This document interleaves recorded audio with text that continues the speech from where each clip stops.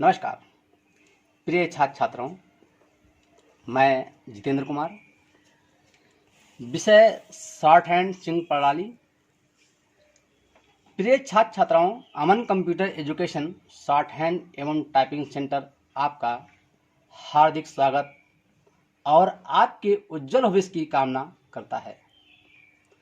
अतः हमारा प्रयास उन छात्र छात्राओं के लिए है जो हमारे सेंटर से दूर गांवों में, अन्य शहरों में रहते हैं, या वे लोग जो हमारे सेंटर पर आने में असमर्थ हैं, उन्हें यूट्यूब, व्हाट्सएप पर वीडियो के माध्यम से पढ़ाने का कार्य और शॉर्ट हैंड होमवर्क भी व्हाट्सएप पर वर्क की फ़ोटोकॉपी तथा ऑडियो के माध्यम से चेक करने का कार्य किया जाता है। अतः आपसे विनम्र निवेदन है कि यह वीडियो अंत तक अवश्य देखें और अच्छा लगे तो हमारा चैनल लाइक और सब्सक्राइब करें और अपने ज़रूरतमंद सज्जनों में हमारा वीडियो शेयर करें। हाँ, तो आज ये लेसन अध्याय 2 है। अध्याय 2 में रेखाक्षरों को मिलाने के नियम बताए गए हैं। अभी तक तो जो आप अध्याय 1 में पढ़ा है उसमें केवल रेखाक्षरों को पढ़ा है, शॉर्ट हैंड से हिंदी में, हिंदी से शॉर्ट हैंड में करना सीखा है। अगर आपने 5 लेसन, 6 लेसन अगर विधिवत पढ़े हैं तो अध्याय 2 समझने में आसानी होगी। तो प्रिय छात्र छात्रों, जो छात्र शुरू से ना पढ़ा हो तो मेरे चैनल पर जाकर के अध्याय 1 के 6 अभ्यास पहले पढ़े, फिर अध्याय 2 को पढ़े, तभी समझ आएगा। चलिए मैं बताता हूँ अध्याय 2 में क्या है। अध्याय 2 में रेखाक्षरों को मिलाने के नियम हैं। तो इसमें नियम बताए गए हैं 10, लेकिन इन 10 नियम में नियम तो वही हैं, लेकिन अपने तरीके से, अपने मेथड से हमने अपने लैंग्वेज में इसको सरलता में तोड़ करके बनाया है, जो समझने में आसानी होगी। तो अब रेखाक्षरों को मिलाने के नियम। रेखाक्षरों को मिलाते समय लेखनी को, मतलब पेंसिल को नहीं उठाना चाहिए। जैसे पम है, तक है, तल है। ये देखिए, जैसे कि तल है, पप है, कत है, नन है, पेंसिल नहीं उठती है। लाइट डार्क करना, गत है तो गा और ता, गा डार्क, ता लाइट मैंने कर दिया। तो इसका मतलब ये हुआ कि पेंसिल को नहीं उठाना है। सेकंड नियम ये है कि रेखाक्षर सा, मैंने आगे बताया है, तथा ला 2 से बनता है। सा हमारा ऐसे बनता है, ये बनता है, ला हमारा ऐसे बनता है, ये बनता है। लेकिन इसमें कहा गया है लस्सा और ला के अतिरिक्त किसी रेखाक्षर की दिशा नहीं बदलती। जैसे पारा पर है तो है, मारा मर है तो है, बाचा बच है तो है, काता कत है तो है। ये नहीं कि आप काता कत ऐसे कर दें और पारा पर ऐसे कर दें या उल्टा बना दें, ऐसा नहीं। जो जैसा का वैसा रहेगा। हमारे सा और ला 2 तरह से बनते हैं।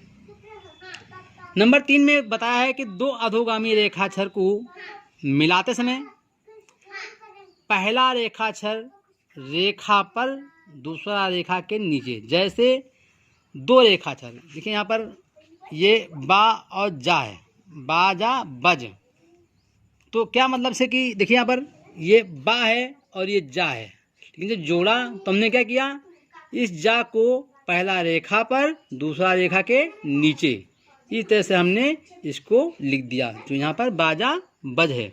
अब दब में देखिए, ये अधोगामी दा है और ये अधोगामी बा है, तो ये बा का डायरेक्शन है, ये दा का है।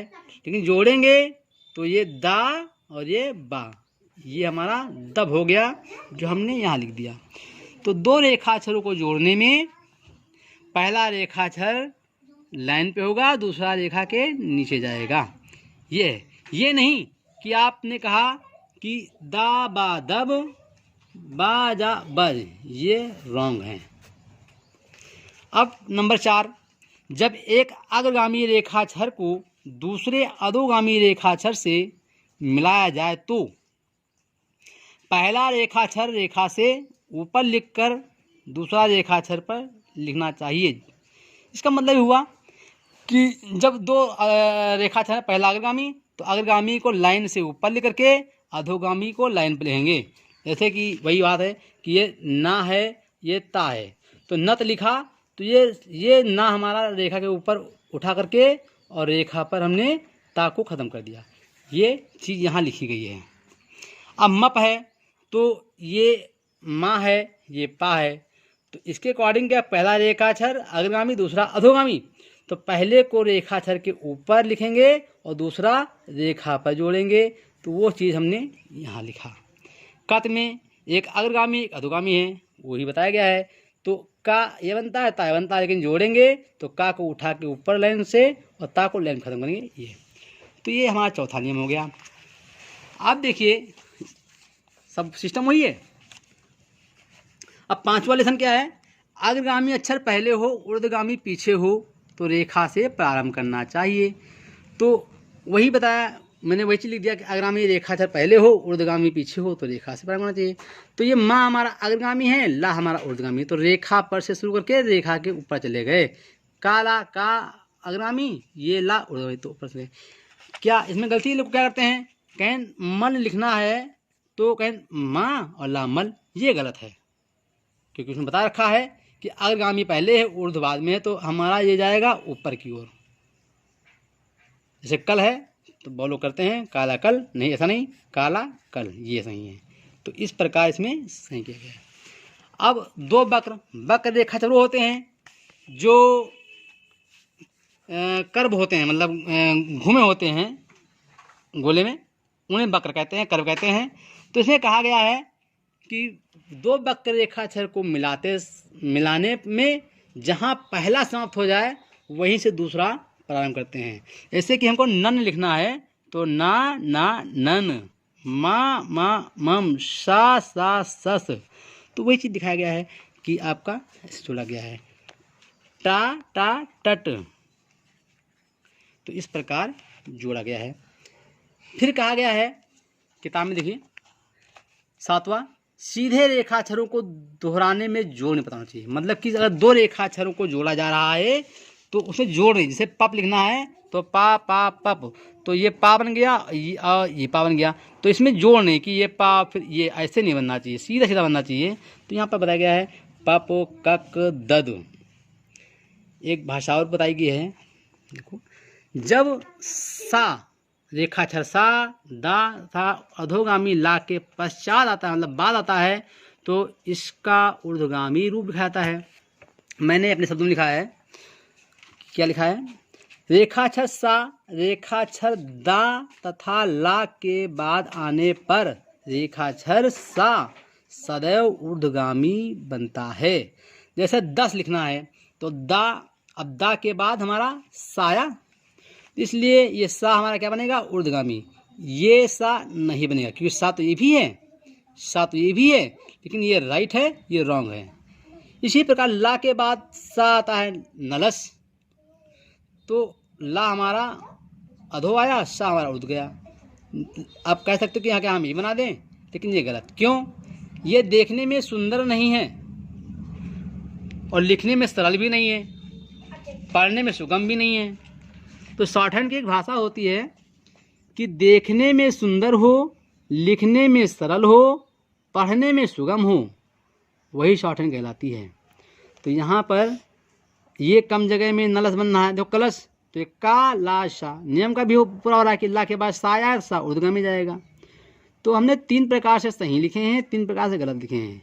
ये आपको दिखाने के लिए कि आप गलत का प्रयोग नहीं करेंगे, ये करेंगे। ये आपको याद होना चाहिए कि सा हमारा दा और ला के बाद आएगा तो शाह हमारा तालाबी शाह हमारा सदैव ऊर्ध्वगामी ही बनेगा।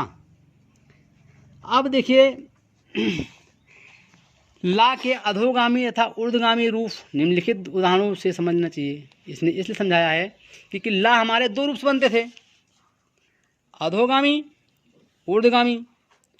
तो यहाँ कहना है कि दो रूप लिखे जाते हैं, तो कौन सा रूप कहाँ पे लिखा जाएगा वो समझाने का प्रयास यहाँ किया जा रहा है। तो ये ला अंगा लंग, अंगा है ये ला है तो जुड़ करके लंग हो गया, और ये ला अंगा ये भी है।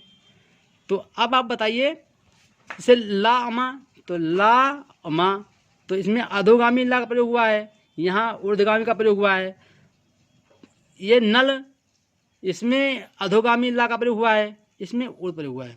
तो आप देख सकते हैं जो मैंने अपनी अभी भाषा बताई थी कि शॉर्ट हैंड देखने में सरल हो, लिखने में सरल हो, पढ़ने में सुगम हो। तो आप देख सकते हैं कि ये सुंदर है, सरल है, सुगम है, कम जगह में आया है, और ये फैला हुआ है, इसमें एंगल भी नहीं सो रहे हैं, तो इसमें सुंदरता नहीं है। तो हमारा राइट ये है, रॉन्ग ये है, ये बात समझना होगा। फिर आप देखते हैं कि ये 10वां नियम, अक्षर हा का के पहले या बाद में यद कागामा आवे तो सदैव अधोगामी लिखा जाएगा। मैंने लिख दिया है यहाँ पर, रेखाक्षर हा रेखाक्षर कागामा के आगे या पीछे आने पर रेखाक्षर हा सदैव अधोगामी ही बनेगा। कहने का मतलब कागामा के पीछे हा है तब भी हा हमारा काहा कह, गाहा गह, महा मह आया है। अगर का गामा हा के पीछे है तब भी हमारा हा का हक, हा का हग, हा मा हम आया है। इसमें भी हा अधोगामी बना है, इसमें बना है। यही चीज़ कह रहा है कि कागामा हा के आगे हो या कागामा हा के पीछे हो, हा सदैव अधोगामी ही बनेगा। यहाँ पर देखिए अगर आप ऐसा करते हैं तो ये आगे चल करके ये गलत हो जाएगा, क्योंकि ये आगे जो गोले बने हुए हैं ये सा से मैच करने वाले हैं। हम बता दे रहे हैं, अभी नहीं आएगा, बहुत बाद में आएगा। इसीलिए यहाँ पर ये बाध्यता की गई है कि अगर कागामा के आगे हा है या पीछे हा है तो सदैव अधोगामी ही बनेगा। ये आप बिल्कुल समझ लीजिए। जैसे कि क है, ये आप ये कह नहीं बना सकते, ये गलत हो जाएगा। गए ये आप नहीं बना सकते। मैं है ये आप नहीं बना सकते। तो ये बात आपको समझ आ गया होगा, और समझ तभी आएगा जब आपको अगले लेसन तैयार हैं। और ये नियम को पढ़ लीजिएगा किताब में, या मुझसे व्हाट्सएप पर जुड़ेंगे तो जो मैं अपनी भाषा में बना के दिया हूँ इसको भी फ़ोटो खींच करके आपको सेंड कर दूंगा, तो आपको नोट्स बनाने में आसानी होगी। क्योंकि नोट्स हमारे जितने भी आपके ये होते जा रहे हैं ये आपके आखिरी तक सपोर्ट करेंगे। और इसकी एक सिस्टम पढ़ाने का ये है कि पूरी की किताब जब हम आपको पढ़ा देंगे तो अभी आप शॉर्ट से मतलब लॉन्ग से शॉर्ट में जा रहे हैं, छोटा होता जा रहा है। तो जब पुनः पढ़ाऊँगा तो फुल शॉर्ट पढ़ाऊँगा, तब उसमें हम इमला बोलेंगे, डिटेक्शन देंगे, तो आपकी तैयारी होगी। तो ये नोट्स आप मेंटेन करके रखिएगा। अब इसके बाद क्या है, आपको लेसन करना है, लेसन 7, क्योंकि हमने सिस्टम पढ़ाया है, अब उस पर आपका वर्क होगा। तो ये आपका होमवर्क है। तो निम्नलिखित रेखाक्षरों को पढ़ो और अभ्यास करो। तो ये रेखाक्षर हमारे हैं, तो ये वही तभी पढ़ सकते हो जब आपके आगे के तैयार हैं। ये समझ नहीं आएगा कि ये कौन सा क्या है, इसमें बड़ा कन्फ्यूजन है कि पतला मोटा कैसे डार्क समझा जाए। तो इसमें यही तरीका है कि एक दूसरे से कंपेरिजन करेंगे कि कौन कैसा है। जैसे ये क्या, पा ता पत, पा दा पद, पा चा पज, पा जा पज। अब देखिए इसके अकॉर्डिंग ये मोटा है, ये सेम है, इसलिए पा चा पच हो गया। पा का पक, पा मा पल, पा ला पल, पा फा पफ। बड़ा कन्फ्यूजन है कि आप कैसे समझोगे कि फा है कि ये बा है कि पा है। तो ये क्यों, क्योंकि इसके अकॉर्डिंग पा तो ये भी है, तो ये थोड़ा डार्क है, तो फा इसको हमने पा इसको पढ़ लिया। और ये यहाँ पर देखो ये मोटा है तो बा पढ़ लिया। तो ये आपको इधर से ही खोल करके पढ़ना पड़ेगा, मेहनत करनी पड़ेगी, आपको पूरा नोट्स खोलने पड़ेंगे। तो मैंने पढ़ने का तरीका फिर दिखाया आपको है कि इस प्रकार आप देखो यहाँ देखो, ये देखो वहाँ देखो, ये पा ता पत, तो देखो यहाँ पर देखो, तो ये पा ता पद, पा दा पच पच, तो पहचानते हुए हम सीक्वेंस नंबर 1, फिर नंबर 2, नंबर 3, नंबर 4, नंबर 5 और नंबर 5 तक हम यहाँ तक ये सम शम नमज नकज हम हल, ये आप इधर तरफ लिख करके दिखाएंगे। और फिर मैं आपको जानकारी दे रहा हूँ कि अगली वीडियो में मैंने ये बात कही थी, फिर कहने जा रहा हूँ कि ये संपूर्ण पढ़ाई तभी हो सकती है जब आप मुझसे व्हाट्सएप पर इसको आप लिख करके भेजेंगे और मैं आपकी कॉपी को करेक्शन करके फिर पुनः भेजूंगा और आप मिला करके लिखेंगे। जब व्हाट्सएप से संबंध बना रहेगा, आप फ़ोटो भेजते रहेंगे, हम आपकी करेक्शन करके कॉपी को भेजते रहेंगे, तभी पूरा हो पाएगा। तो पढ़ने के लिए मुझसे व्हाट्सएप पे जुड़ें और तभी संपूर्ण पढ़ाई हो पाएगी। मेरा तो प्रयास है कि मैं आपको संपूर्ण पढ़ाई करा पाऊँ, लेकिन गुरु के नाते गुरु बनाया है तो मैं ज़रूर कहूँगा कि आपको करेक्शन तो करवाना ही पड़ेगा, केवल यूट्यूब से काम नहीं चलने वाला। तो इसलिए हमारा सेंटर यहाँ अमन कंप्यूटर सेंटर है, तो इसीलिए हमने व्हाट्सएप के माध्यम से बनाया है कि दूर दराज के बच्चे हमसे पढ़ सकें और कोशिश करें। आज के समय को देखते हुए ये प्लेटफॉर्म अधिकतर लोग शुरू कर दिए हैं, लेकिन जो हमने सिस्टम किया है काफ़ी सेकेंडरी लेवल नया सिस्टम है। इस सिस्टम से आप पढ़ने का प्रयास करेंगे तो सेंटर वाली ही क्वालिटी आप ले सकेंगे। तो आप मेरे स्टूडेंट व्हाट्सएप के माध्यम से बने। धन्यवाद।